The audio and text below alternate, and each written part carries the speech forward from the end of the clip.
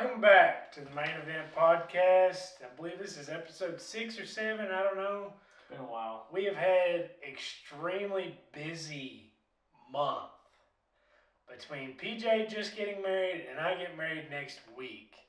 So, excuse us for our 20 viewers that actually view. Hey, we appreciate you though. We appreciate you. Wouldn't be here without you. While I'm here and while I'm thinking about the viewers, like and subscribe and comment. We're getting better. Yes, We're getting please. better. We're evolving. It will go a long way. It's been a very busy month, like I said before. PJ just got married. Congratulations. Thank you. Got back from his honeymoon, all nice, tanned up and pretty. Yep. Did you shake any hands and kiss any babies while you were down there? Or did you kiss it? Or I didn't kiss any babies, but I shook some hands. Shake any baby hands and kiss them hands? No. See a bunch of kids and look at each other like, hey, this could be us, okay? Whoa. We thought that was taking a weird turn there. You know, we could be having one. A little PJ and Chelsea That's right. kind of what I was thinking, but she's not about it just yet. Maybe she needs some convincing. I've been trying to get her born to You know like what? newborn, I ain't gonna say. newborn, photography. Oh, yeah. Yeah, she's like, yeah, I'm getting, some baby fever coming. Like, come on. We'll take a turn off the lovey-dovey stuff now. Screw all that. Yeah. Cameron doesn't know what that's like.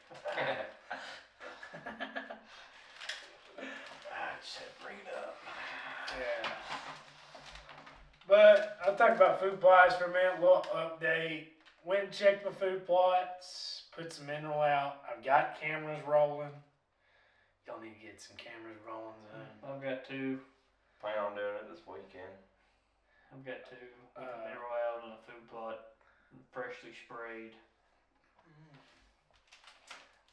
Soybeans are looking good. I missed a few spots with my Roundup. Plan on going back and doing that in the next couple of weeks.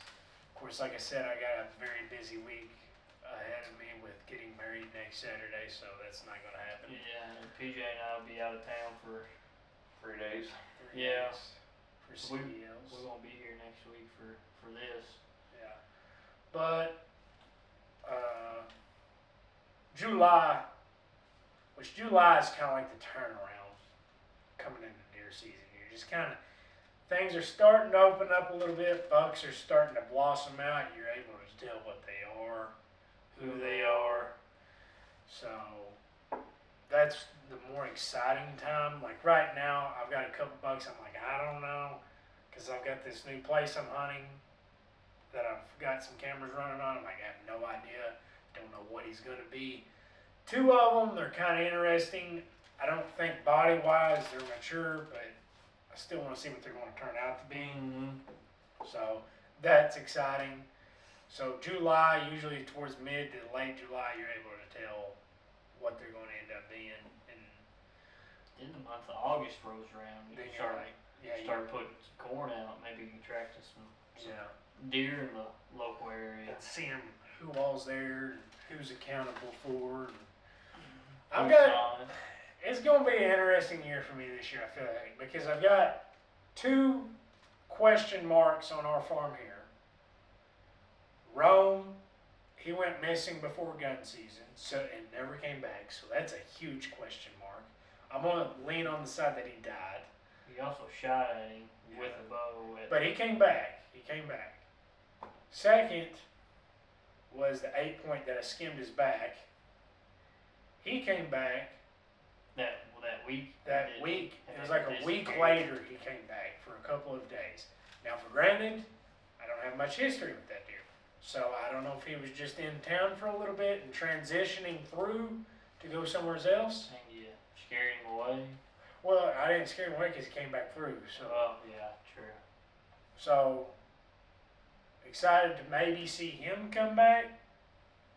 Because like I said, I feel like he was just transitioning through to go to another farm. Because it was mid-October. That's about that transition point of October where they start moving from where they were either summering at or a mid-summer, mid-fall. Because He people rode talk about around- ranges a He lot. rode around in October, didn't he? Yeah. So people talk about ranges a lot, and I see a lot of ranges go from I'll get bucks coming in September and bucks leaving in September.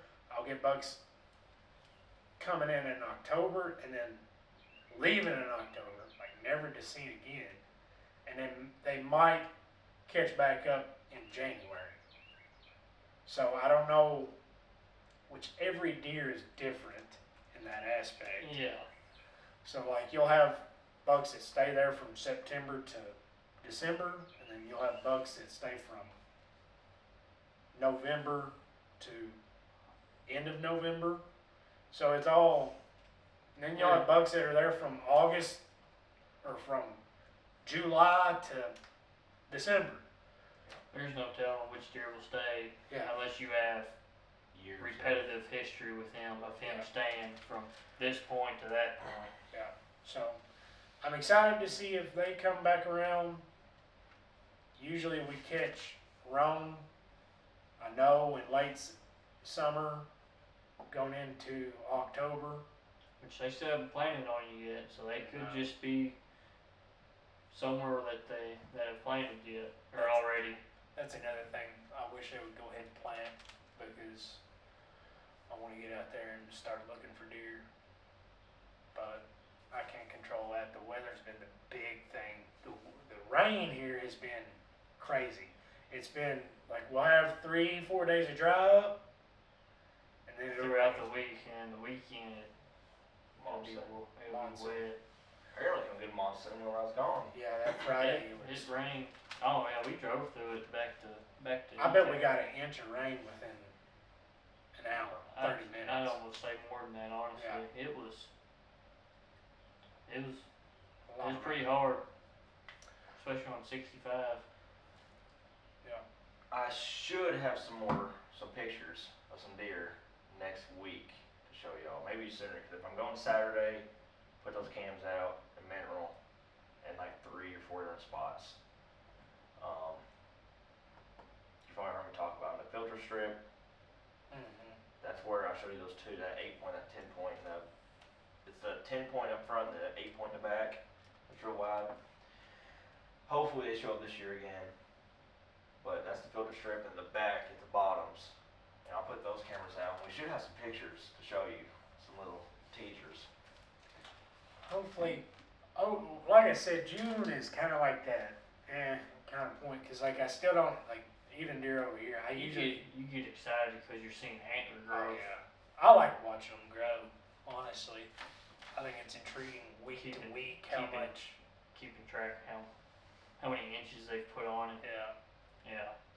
But I usually, like I said, the biggest hurt right now is our farm's not planted. The place I have that I'm hunting, other place I have, Don't have any crop. it's not planted either yet.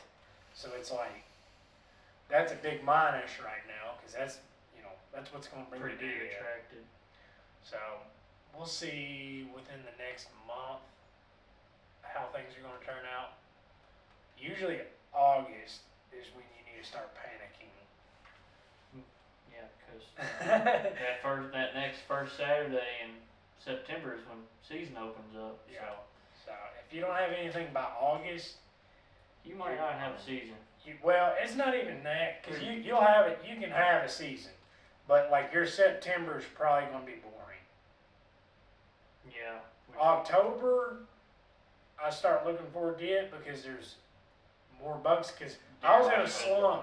I was kind of in a slump. Now Rome was kind of keeping me interested throughout September and October. Although there wasn't much sightings of him in October, he was still around. So whenever he left, that 8-point showed up. So it was like abundance of things. You still have hope in October and November. So don't count yourself out in October, November. But September, you probably count yourself out if you don't have anything in August. Yeah, you might not have a great early season, Yeah. but a mid and late season, they can still come around. And I'm also looking forward this year how things are going to turn out with how our farm is because we've recently had it timbered, a select cut. It looks great. Looks amazing. On the rough coming up. Yes, and between how thick it is, bedding's going to be great for deer. But like I said, earlier podcast, does still planning on taking out quite a few amount of does this year because even though we have more bedding, which is going to serve good for bucks and does, I still want to take out the does so that we can have a more equal amount of does and bucks. But I'm interested to see how it's going to change. I know this year there might not be a huge change, but in year 2 and year 3, It's gonna be a huge jump. how the jump might be for us. So that's going to be exciting to see how it might turn out. I'm just impatient Yeah. when it comes to that kind of stuff because I'm like, I want to see it turn around this year, but it might not turn around this year. It might be year 2, year 3 before I see that turnaround.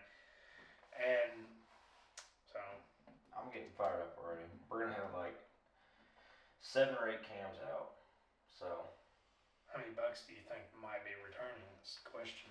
quite a few. I said there's gonna be a bunch because we had so many 2 and 3 year olds last year, and only a few that was like, okay, he's a 5-year-old buck.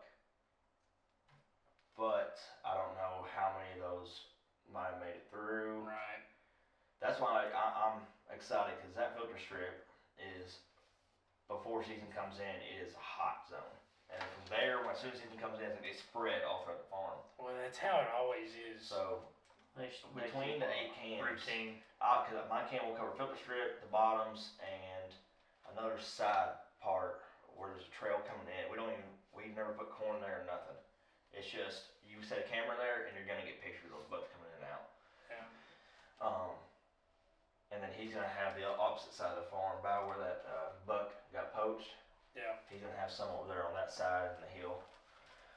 And we should get quite a few pictures. I'm not too worried about it. We had so many Are you young gonna bucks last year are you, and upcomers. are you gonna set your cameras up down low, like eyesight of deer, or are you gonna set them up higher, I always set them up like chest level.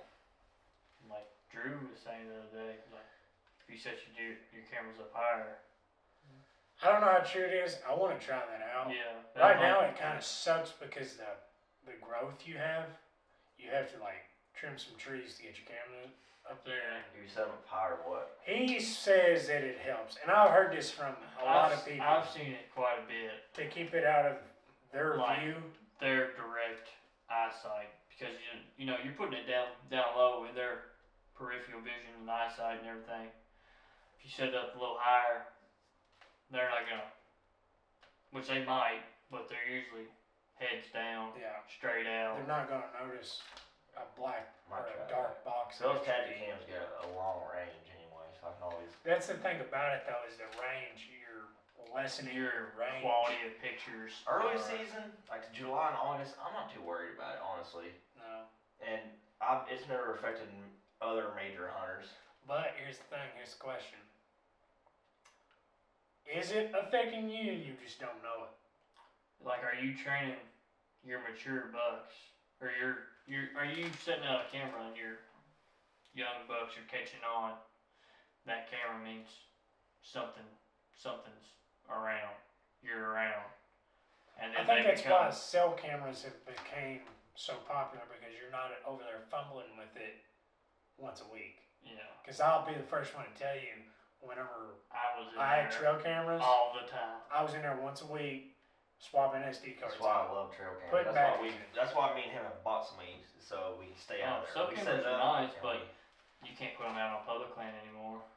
No, that hasn't came through yet. You still can? Oh, okay. As far as I know, they talked about it. Oh, okay. But I they thought never- I thought they had passed that. I thought the same thing too, but apparently not. They did not pass that, but it was a very large talk. I could be wrong, so don't take my word for it. I might want to look at that, but I'm like 90% sure they didn't pass that law. The cell cameras are definitely helped in that aspect of teaching deer that it's danger, because you can go in there, set it up, and leave it, and the only thing you gotta do is put batteries in it once every so often. Now, if you got it on corn pile, you better change your settings where it's not taking multiple pictures, because your battery's gonna drain out pretty quick. I usually do it once every minute, minute and a half, 2 minutes maybe. I gotta look at my settings. I have to change my settings all the time on them, like my mineral blocks. I've only got it taking like one picture every 30 seconds, which deer don't stay on a mineral very long. They'll sit there for 2 minutes tops. On corn, especially in the evenings, they'll sit But on it a corn forever. pile, you get one doe on there, she'll sit there for 15 minutes eating corn. And if you got your camera on a 3 burst on a 1 second delay, you'll have 1,000 pictures of a doe sitting there, and she'll burn your batteries up. Yep, I usually have it set on like a minute, I believe. Yeah.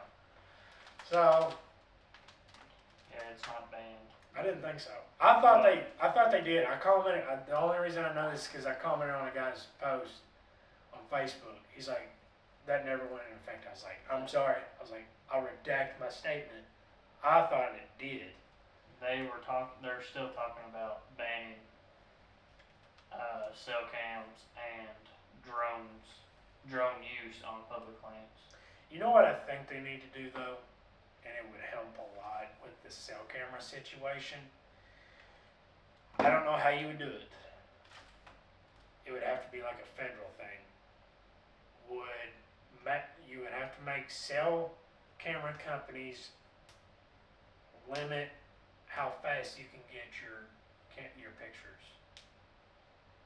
So like you got some companies out here with live streams On-demand pictures and everything. on demand. Like I've got cameras that I have can get on-demand pictures. immediate.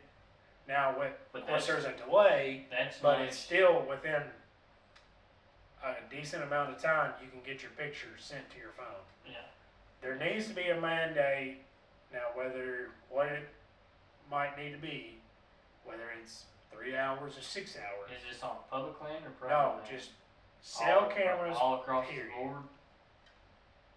That way you can't discriminate against public and private. Oh, okay. So you and it also And it the makes fair it, chase. it's a fair chase. The fair chase aspect comes into play then. I'll keep it the way it is. Because- right before I go into the woods in the evenings, I always request a picture. I agree, but That way I know. 5 years ago we didn't have that. Yeah.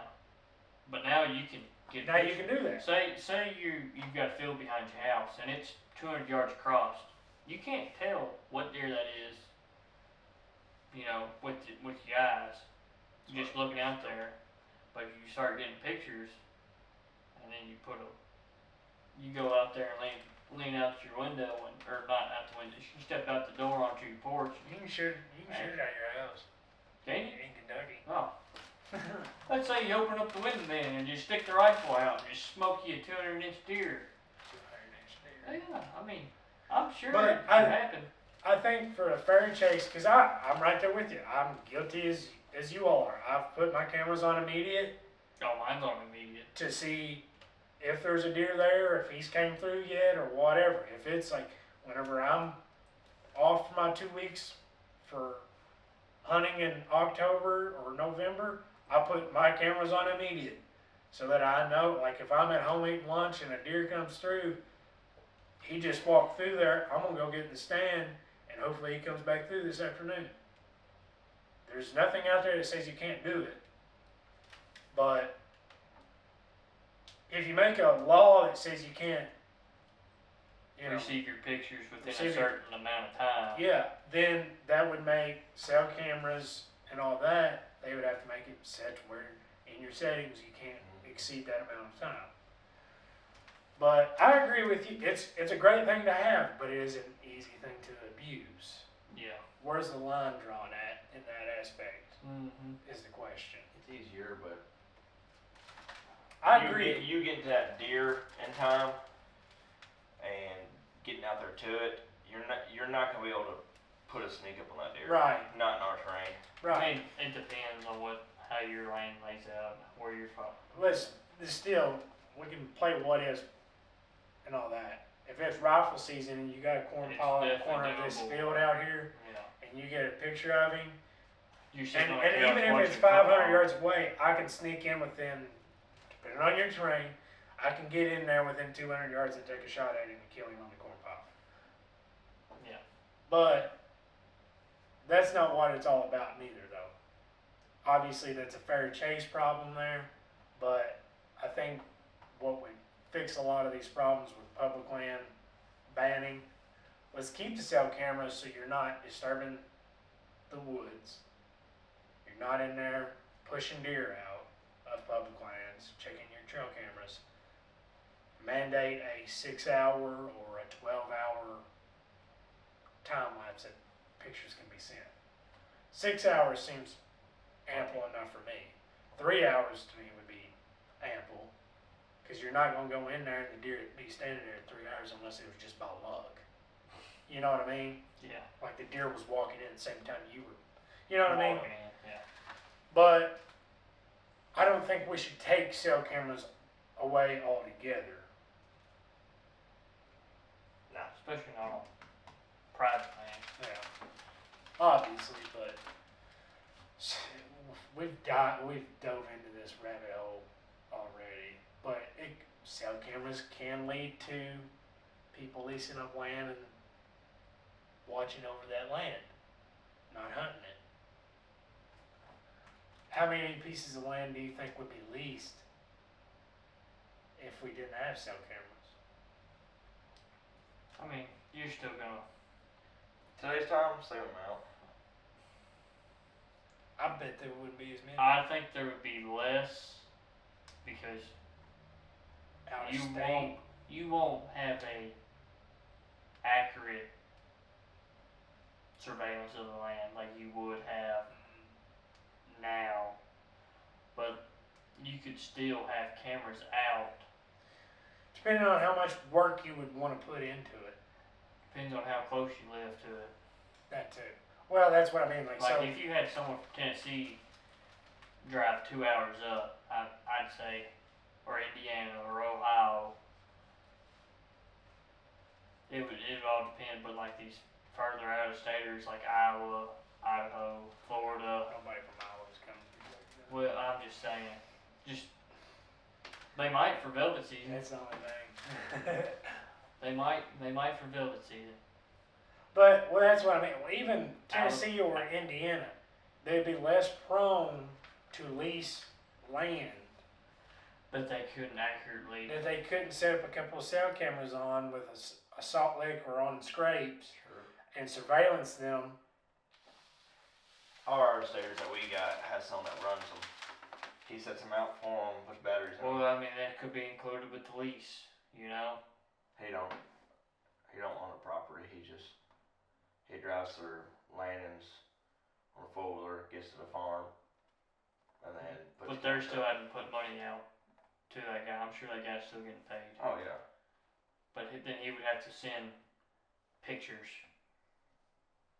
Right. instead of just changing out a battery. Right. True. He would have to then take that SD card, You'd have upload to it. check the SD cards every so often. Yeah. You know what I mean? It would See be. how many people that would have. How many? Yeah. How many Those people Florida would- guys might still come just to Just because. come shoot Because deer They anyway. own- they own They're coming land. from Florida. Then there you go. But So they own the land? Okay, yeah. Well, they're not leasers, so you can't really judge them. I feel Based on like them. it would make a difference. Now, would it be a substantial amount? I Probably don't know. not. I don't know. It could, Good. to an extent, but it's just one of those extra problems that gets kind of thrown into the loop of today's hunting world. And trust me, I'm not all about regulations and stuff, but there's a reason why we have regulations Oh yeah, for sure. in place, and why I think we should have more regulations in certain areas than others. And less than others, like the Yeah. CWD regulations. Yeah, and then like we're losing hunters. Every state, I think we're losing, like, altogether hunting population, or hunting numbers, but we're also increasing in out of state. yeah, hunting Well, that all leads to leases and buying up farms. buying up farms and over-the-counter tags and whatnot. There's just multiple things that kind of add into this. And I think the only thing you can really stop it is by regulation. As much as I hate to say that. And the number one thing that would stop it is allocated tags. It would slow it down. So allocated tags to who? Non-resident. So just a certain number of tags set aside. Yeah. So it'd be Draw. you can either do the first come first serve like Nebraska does. Yep. Or you can put in a draw. Yep. But there's only so much you can do. I don't know. There's a lot of things that, but that's not the number one thing though. I mean, that's not the only thing. I think that is the number one problem is loss of land between out of state, and I'm not pointing all the blame at out of state. Out of state, you've got cell cameras, that adds to it. You've got Developers developments. buying up land. I was like, so there's multiple things that can be in cause of loss of hunting. And another thing is I feel like maybe people that fall out of hunting aren't getting back into it. And then also those people, whenever you lose one hunter, you lose multiple. Because they're not There's no teaching it. future. So where do you go from there? That's why I think it's important for today's hunters to mentor somebody. And, and people think mentoring means you got to take them hunting, you got to take them go do this, you got to go take them do that. You ain't got to do all that. It could be just as little as much as about talking about it with them. Yeah. And maybe getting them into shooting a bow. Well, I think we've probably had a boom of hunters recently with all the hunting influencers like Seek One and the Hunting Public and the Hunting Podcast and all that, teaching and promoting hunting. Because people can get the wrong idea of hunters just going out there to kill, Yeah. but we care the most about conservation, I think. Oh, without a doubt. We're the We number put- one We put Hunters the are most the- money into in conservation. conservation. Without us, Then conservation. Then PETA.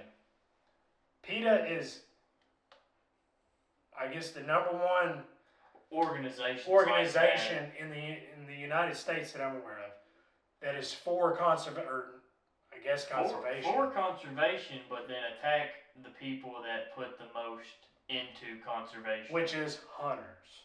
We care more about the animal and the landscape than the animal lovers, will ever comprehend. without a doubt. They don't go. I mean, they might. Some select few might go out and spend time in nature, but definitely not like we do. Or understand habitat. And or understand food. Understand the circle of life altogether. And it's asinine to me that it's that way. It's going to be that way forever. Yeah. So the only way you can fight that is mentor somebody. Teaching people what it is to be a hunter and to respect the animal and the landscape. Which there's a natural. I listened to this the other day. There's a natural landscape of a hunter. You start out, all you want, and this is going to sound bad, but it's kind of part of how it is. You want to see a deer, then you want to kill a deer, and it's not all about the kill though. And you soon learn that in your natural growth as a hunter, because it comes to the point. It's like, okay, I've seen these deer, I've killed one before, but it's not all about that. It's the camaraderie. It's watching them grow. That's why you see a lot of hunters grow in the aspect of my first deer was a doe. My second deer was a buck. My third deer was a buck. And it wasn't just a buck. It was great to me. It was amazing. But I soon learned that it's not all about just killing a buck or killing a deer. It's respecting and understanding how they grow and wanting to conserve that and watch them grow and harvest a more elder deer. And Off the understanding landscape. what makes them tick. Why are they following this trail? Where are they coming from and where are they going? What do they need to survive? What do they need to thrive in? What's their habitat? What foods do they eat? What foods do they prefer each time? Where do they bed at? I mean, it's just a rabbit hole that you can go down. Yeah. And you come to understand, or try to understand all that, if you really, Nobody truly understands it other than maybe No, Mark you can- Drury and well, Lee Lakowski. yeah, Those you, are probably the you ones start that- you start speculating, and then you got these pros out here, these professionals and biologists that know, but But at the end of the day, I am way further ahead than what I was when I first started hunting. But I have way more respect for the animal and the landscape than many will probably understand. because you got all these keyboard warriors out here Yeah. that I probably haven't ever Hunted. Even bad, been in the landscape. but gone out and just sat for hours on end in the woods doing nothing but listening and watching And eating little Debbie cakes. and eating little Debbie cakes. Amen. It's I don't know. It's a weird topic. I like the topic, but I hate the topic. Because I'll be honest with you, I didn't know Cameron at all when he first started coming here. Did you hunt much? Not much, no, not at all. Not until I really started working. So, and I'm not Yeah. saying I'm the leader of it, No, you're the leader of it. You might be But- the shortest, but you're the leader. but just me and a couple of guys talking about it got him interested into it. This guy had never killed a deer with a bow before, Not until last year. and he killed a deer with a bow last year. Killed two with a bow Oh, last last year. So it's like First one being out That- of state. that was all just stemmed from conversation. We didn't take you anywhere. No, I went. I mean, me and you went out. Well, yeah, but you Well, went hunting Yeah. prior to that, Yeah. Prior to that, I went out by and you myself. got excited about it. You took off in November. Did you ever take off in November to go hunting? No, not until. That's what I'm saying. So like, that's how it starts.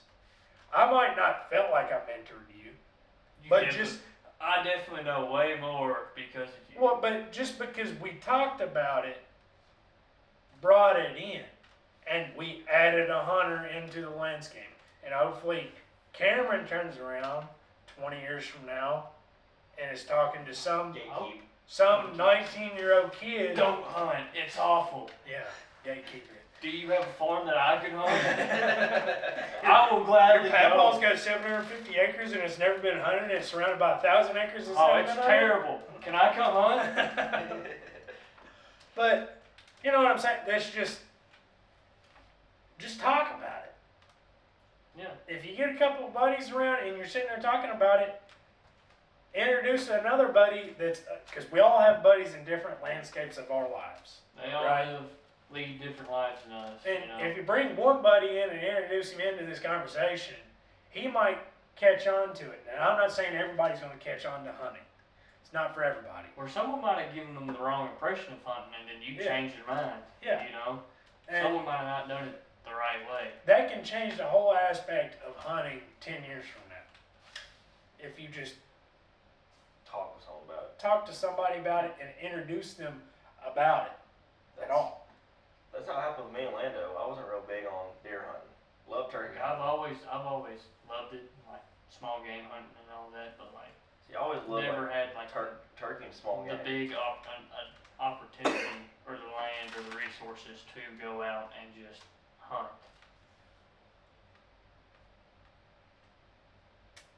I didn't. I grew up in it. Yeah. I You're fell the out of it. opposite. I fell out of it, like deer hunting wise. I didn't take it very seriously throughout my high school years, just because high school, let's be honest, is High school. it's high school. Well, you also played football during I played hunting season football. and everything. It took up 90% of my life.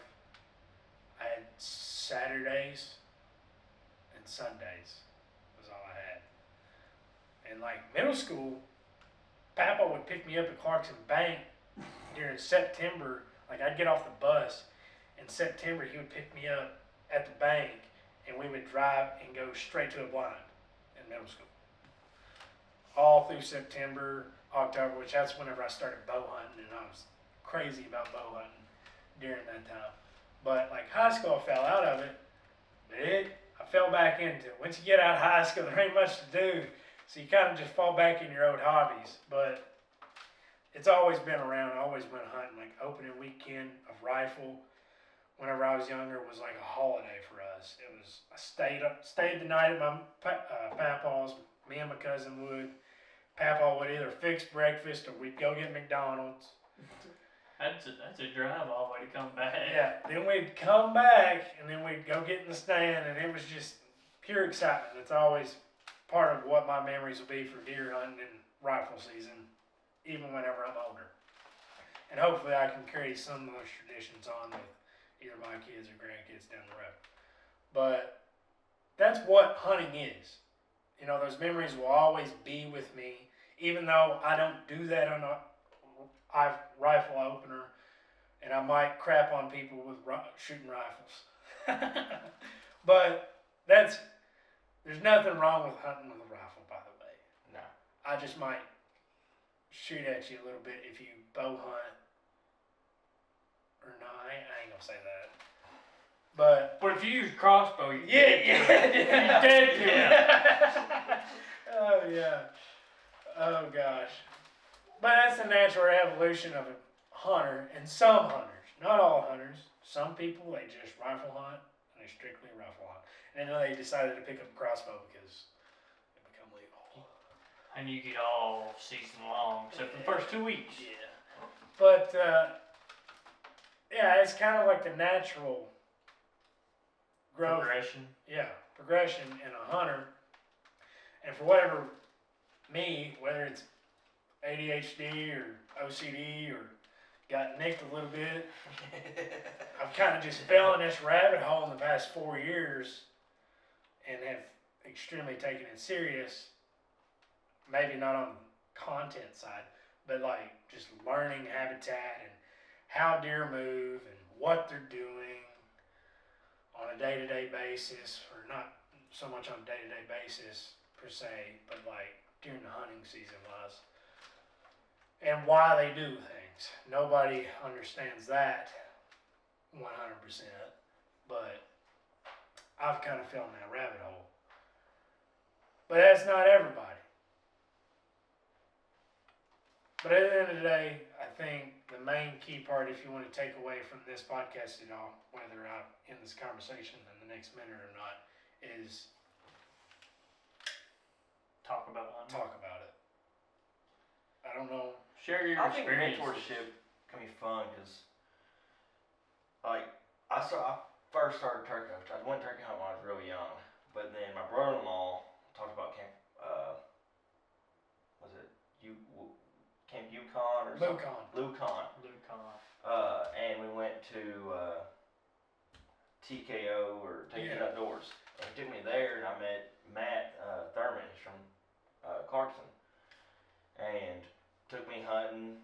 A bunch of us kids all stayed there in the camp, ate breakfast, got free turkey calls, and just did all kinds of things. And then in the mornings we'd wake up, our guys would pick us up and we'd go hunt with them. Yep. And that's awesome. They don't do it anymore. Yeah. But that is, like, I don't know, some of my best memories was TKO or going to our chapter at the NWTF convention. And that might have been what got you in it. Oh, for sure. You know what I'm I had saying? a neighbor who took me to the NWTF chapter, every year. And then, from like age 12, and then on, it just took off. So, Just one person just like putting in a little bit of effort, like, hey, do you want to go hunting? Or just even talking do you want about to it. go to NWTF? Yes. You know, You ain't what's gotta do it. that? Come on, I'll show you. And then from there, you're like, oh, I kind of like this. This is nice. You Yeah. put in for raffles, and it's $15 for a kid. Even if it's ever so much just taking somebody fishing. Yep. I mean, introducing them to the outdoors period can go a long way, because that fishing can turn into hunting, or because fishing's part. Even though I mainly just deer hunt and turkey You hunt. can get you a career in fishing. You can get a career in fishing, but that's not what it's conservation. Yep. Oh, You know, yeah. fishing is part of conservation as well. It still goes. I might to not pot. talk about that or know a whole lot about fishing.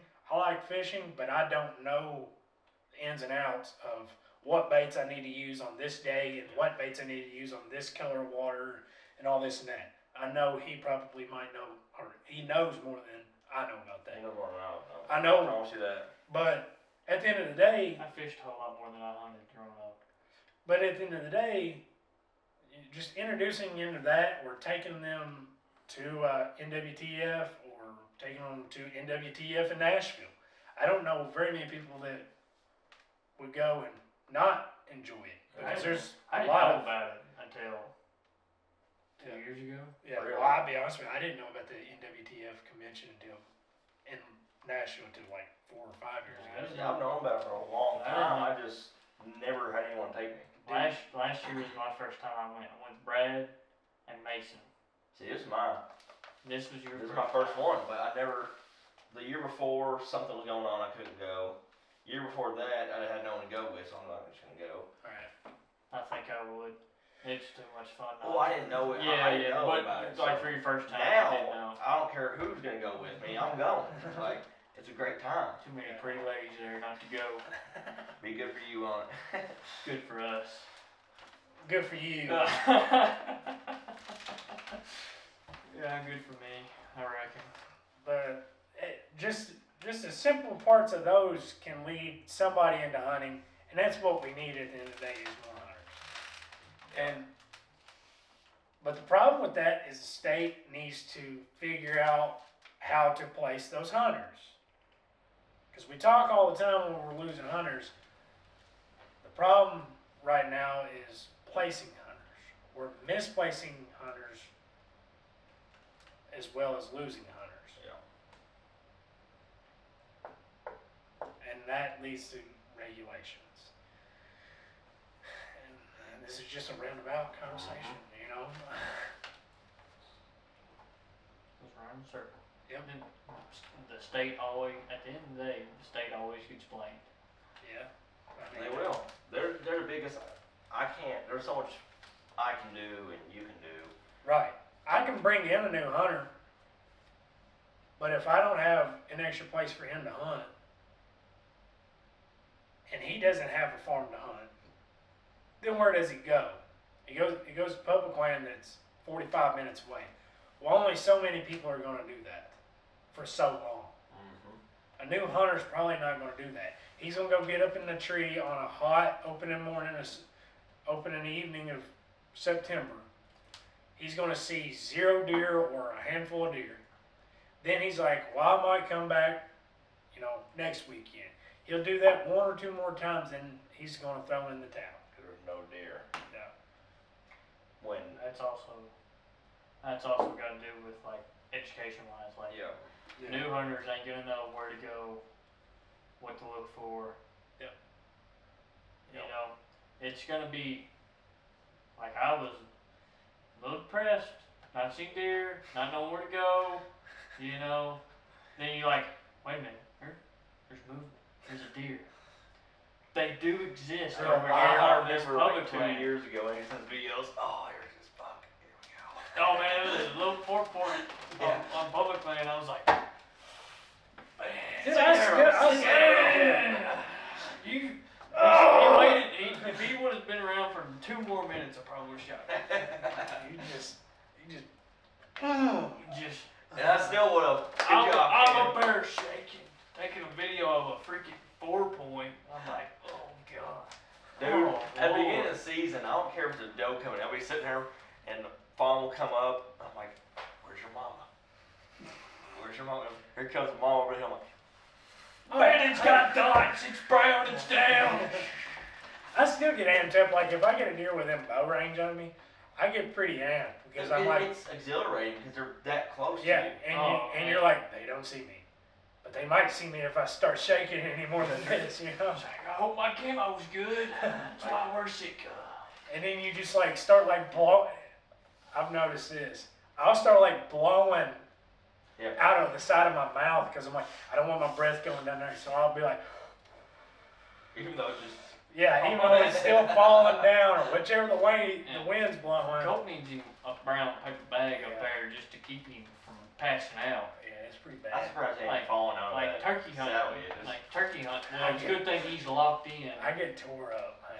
I love it. Oh, we were turkey hunting. I thought he was gonna pass out beside You me. think I'm bad during turkey hunting? You were to see me during deer. Oh, we've seen you. Is he terrible? Wait, Is he the video doesn't do it justice I know it's because, pretty bad. because my legs, dude. What Yes. time is it? It's 6 o'clock.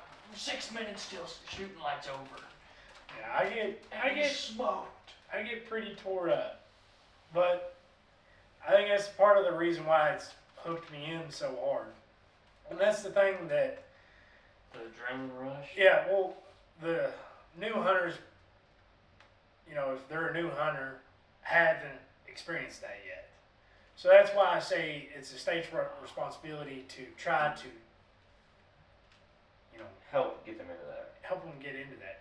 They're not going to be successful, you know, early season without putting in time of watching a buck, seeing what he's doing from day to day. Or maybe their first season altogether. Yeah, But you're you probably, might have one close encounter, that's all you need is That's one all good you close need. encounter, and you're hooked. Yeah. You're at least coming back for that next season. or you miss a deer. If you miss a deer, I'm going to tell you right now, it's gut wrenching. Oh. But it ticks you off to the point where you're mad at the deer where you want to keep going. Or you buck, like I had a buck chase a doe. This was 3 years ago. Shot over top of him, but I was so tore up because he's chasing a doe in front of me, 20 yards in front of me. and That's I a cool experience. shoot over him. I'm like, gosh, I mean, I'm still shaking. But, like, I'm upset, but I'm also, like, just exhilarated. Yeah. It's just an exhilarating feeling. That's why me and Lando always try to hunt together. Because it's awesome being by yourself and like sharing stories with someone, but when you're with them in a stand, they kill that buck, or they're with you and you kill that buck, oh, it's awesome. I think the more important time to have somebody is during the recovery. Oh, the recovery's awesome. And so much for me, like, I could care less if you're in, do I And want somebody there with me? Yeah, that would be cool. I know it's not feasible all the time because I'm not going to, you know, pull you away or him away or somebody else away from hunting, from hunting, Yeah. just to be in you the know, stand. just to be in the stand with me. So, but whenever I do harvest one, I call everybody their brother. And if they want to come, they can come because I'm all for it to go look for this deer. You know what I mean? Sure. And I'll wait till everybody's there till we go start on this blood trip. So, and I think that's when it's the most important thing because it's a camaraderie and it's memories. 20 years down the road, you're going to be able to tell about you, Joe Blow, Uncle Bob, Uncle Tim, Uncle Bobby Joe Meredith, and so went out here and tracked this deer for 300 yards, and it was a great blood trail. It started getting spotty, but your cousin Eddie found the spot over here, and you know, He turned over one leaf and there was blood. yeah. So it's just 20 years from down the road, you'll have those memories with all of those people, and they'll be just as happy for you. And they'll tell them stories Yeah. too. It was- Hey, you should have been there when when old Colton Gibson shot this 200-inch deer, we tracked him for 4 hours, and he was laid over dead in the creek because he gut shot him. And like me and Cameron tracking my mule deer for 1.5 miles on public land. For 3 hours. For 3 You know that was fun though. That- You're like, oh. I mean, Dude, and we jumped deer everywhere. It was mostly whitetail, but we jumped deer, and then we jumped 140-inch mule deer that was bedded up with this hurt one 40 yards away from me. We'll always have those memories, you know. But that's what hunting is creating memories down the road. And you can't have those memories if there's no deer. If there's no deer, or not even so much that, because there's deer here. Yeah, there's deer, but if it's not feasible for them to get to a hunting place to hunt, or land open up enough, whether it's getting permission or land's being leased we up. want these memories to be able to. We want to be able to continue to make these memories, and for other people to do so as well. Hear their stories. Yeah. It's all about stories. Yeah. It's all about this experience. I mean, it's always like when I'll see somebody that I hardly like, acquaintance that I know, he deer hunts. If there's one thing I know that we have in common, it's deer hunting. And I might not see him for 6 months, but I can guarantee you for the first time me and him see, we'll talk 5-10 minutes about our hunting story we had from this past year. You know what I mean? So it's just bonding for anybody and everybody over hunting. Yep. Seems like a pretty good pod. Yeah. I don't know how long we've been going. I don't know what it's September. It's been about almost an hour. And But if you get anything from this podcast, try to mentor somebody. And I'm going to restate this as we've already stated. You ain't got to take them. If you want to take them, that's awesome. That's the greatest gift for them. If you're unable to take them, introduce them into it. If they get interested in it, help them out. Teach them how deer move, or how a turkey, what calls you need to use for a turkey, what baits you need to use in this color of water. Whatever type of outdoors you get into or get them into, help them out. You're not going to hurt your hunting. I don't care who you are. Gatekeeping is stupid. I understand not telling them where your spots are. That's understandable. That's understandable because you've worked hard to get there. But you can help them figure out how a deer moves on the terrain. What to look for. What to look for. Rubs, scrapes. What foods do they key on September and October and November and December. And help them maybe get permission. Tell them, how, help them, if you know how, better ways to talk to people to get permission, help them out with that, Coach them up a little bit. I mean, and you ain't got to start with that, but it could just simply start as a conversation about hunting. And I can sit here and talk to a brick wall about hunting, and that's probably what got Cameron hooked into hunting, because I just sat there and talked about deer. So he was like, oh, let's see what this thing's about, But at the end of the day, if you get anything out of this podcast, it'd be that. For sure. And to blame the state for everything. It's always the state's fault. I don't know any way around that. It's always the state's fault. And if you use a crossbow, you shouldn't. You should be ashamed.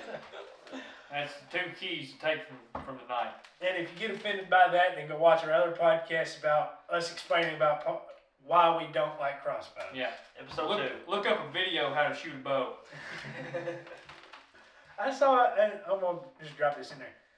Great thing I saw on TikTok. This guy bought his first compound bow.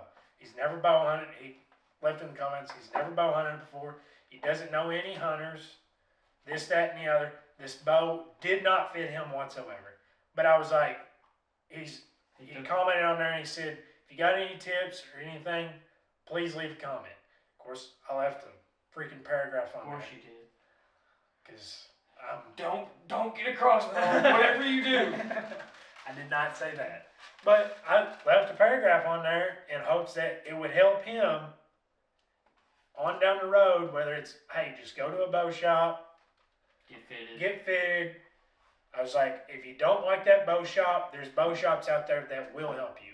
Try not to go to a big box store like Cabela's or anything like that. Try to go to a mom and pop, support local, and they'll probably get you fitted up.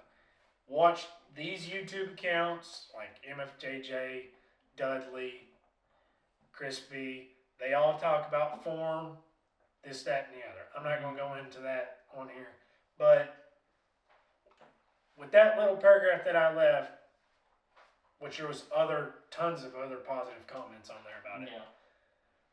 With my one comment on there, even if it was the only comment on there, I would hope that it would lead him into a better understanding and a path, and he might become a hunter, and down the road, he could teach his kids and his grandkids.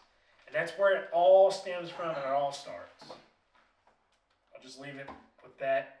We'll close up the podcast because I know we've kind of just sat here in a circle a little bit. Just a circle. Yeah. Just a circle. Everything comes back around. Everything comes back around full circle. Full circle here. All roads lead home. Yeah. Because I was wandering in the opposite direction